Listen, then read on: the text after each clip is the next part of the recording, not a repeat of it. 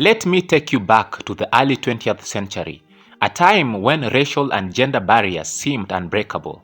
Amid these challenges, one woman dared to soar higher than anyone imagined.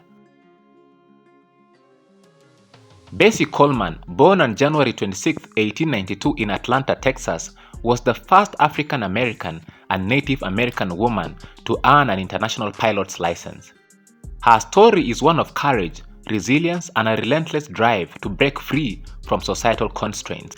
Known to her fans as Queen Bess and Brave Bessie, she was not only a daring aviator but also a trailblazer who inspired generations.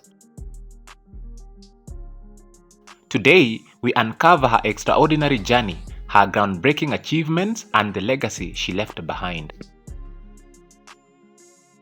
Bessie Coleman's story begins in the small town of Atlanta, Texas, where she was born, the 10th of 13 children, into a family of sharecroppers. Life was far from easy. As a child, she walked 4 miles daily to attend a segregated one-room school.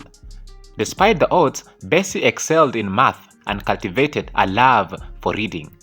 Her education was often interrupted by the harsh demands of seasonal cotton harvesting, yet she never let this dampen her determination. At the age of 12, she earned a scholarship to the Missionary Baptist Church School, where she further nurtured her dreams of a brighter future. By the time she turned 18, Bessie enrolled in Langston University in Oklahoma. Unfortunately, financial hardships forced her to leave after just one term, but the seeds of her ambition had been planted. In 1915, Bessie left Texas for Chicago in search of better opportunities.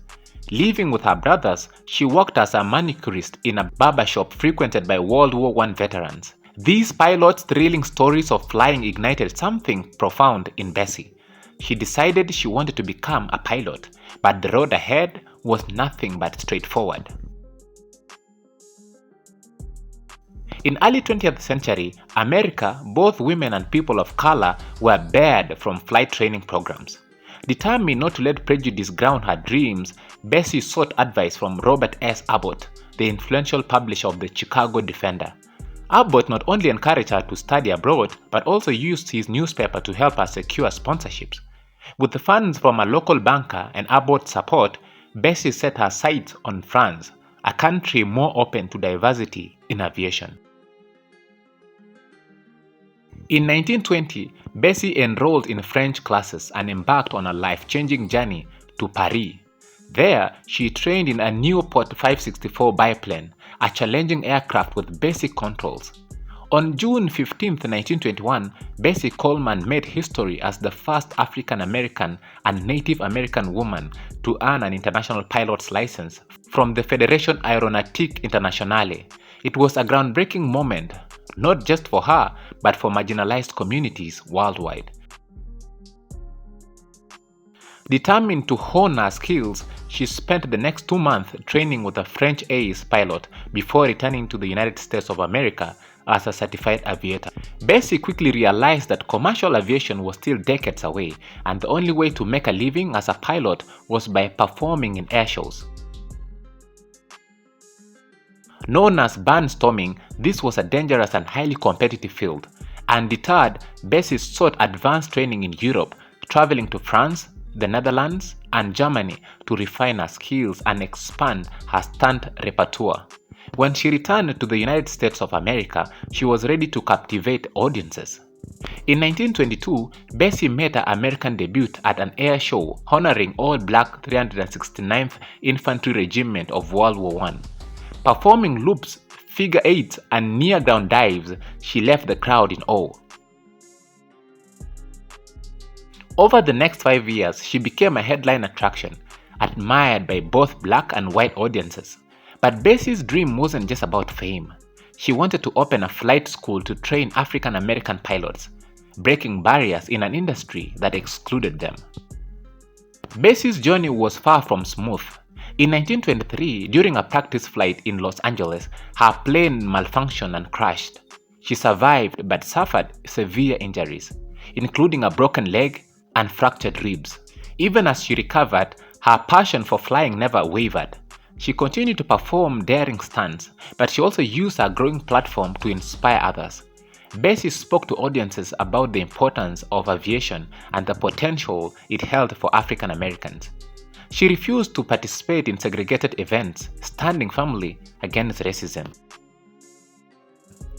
On April 30, 1926, tragedy struck while preparing for an air show in Jacksonville, Florida. Bessie flew in a poorly maintained Curtiss JN-4 Jenny.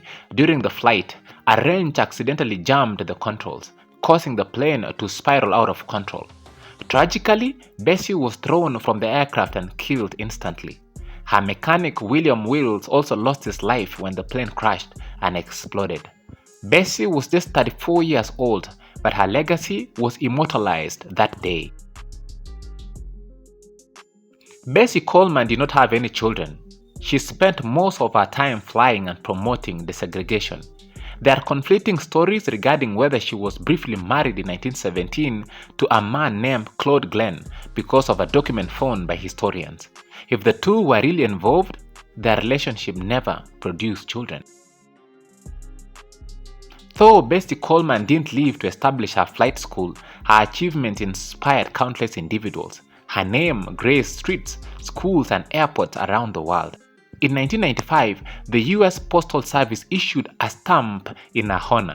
In 2023, she was featured on an American Women quota from the Bessie Coleman Aero Club to educational scholarships. Her influence has paved the way for Black aviators and astronauts, including pioneers like Mae Jemison and Robert H. Lawrence Jr. So guys, that's a short biography, an amazing story of Bessie Coleman. If you love this video and would like to see more of biographies of Africans who stamped their name in history, please don't forget to subscribe and like this video.